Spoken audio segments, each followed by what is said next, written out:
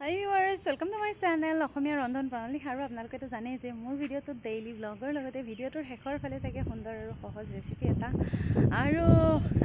কালি মই বহুত দিন ধৰি ভিডিঅ' দিয়া নাই কিন্তু যোৱাকালি আজি কিছুদিনৰ পৰা দি আছোঁ সৰু সৰু ভিডিঅ' আপোনালোকে চাবচোন আৰু লাইকছ কৰিব কাৰণ কমেণ্টো কৰিব যথেষ্ট উৎসাহ বাঢ়ে ভিডিঅ' কৰাত কমেণ্ট কৰিলে লাইক কৰিলে বাৰু যি কি নহওক যোৱাকালিৰ ভিডিঅ'ত মই কৈছিলোঁ যে গব্বৰ সিঙৰ কথা আৰু আজি মই আপোনালোকক পৰিচয় কৰাবলৈ ওলাইছোঁ মোৰ বাৰীত থকা গব্বৰ সিং কেইটাৰ লগত গব্বৰ সিং এইটো কাৰণতে কৈছোঁ যে মোৰ বাৰীত থকা নেমুজোপা প্ৰায় পাতবিলাক খাই শেষ কৰিছে গতিকে তেওঁলোকৰ নাম সেইকাৰণে দিছোঁ গব্বৰ সিং আৰু গব্বৰ সিং কেইটাই খাই মোৰ নেমুজোপা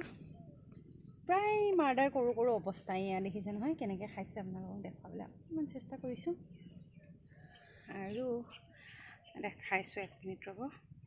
এয়া চাওক মোৰ বাৰীৰ গব্বৰ সিং কেইটা এইকেইটা দেখিবলৈ পাইছে চাগে এইকেইটাক মই কেনেকৈ সংৰক্ষণ কৰিছোঁ ইয়াৰ পৰাই ধুনীয়া পখিলা হ'ব যি প্ৰকৃতিৰ সৌন্দৰ্য হয় আৰু মই যথেষ্ট ভাল পাওঁ প্ৰকৃতিক আৰু মোৰ পিছফালৰ পৰিৱেশটো দেখিছেনে সঁচাকৈ দেখিবলৈ ধুনীয়া আৰু মই সেইকাৰণে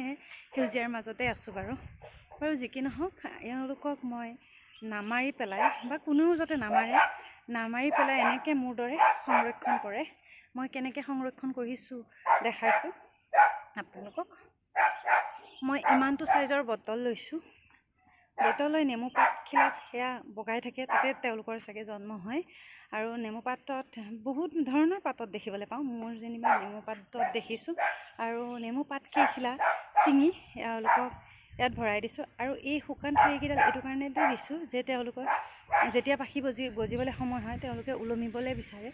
আৰু বা এনেকৈ এইকেইডালত সিহঁতৰ সুবিধাৰ কাৰণে দিছোঁ আৰু পাতকেইখিলা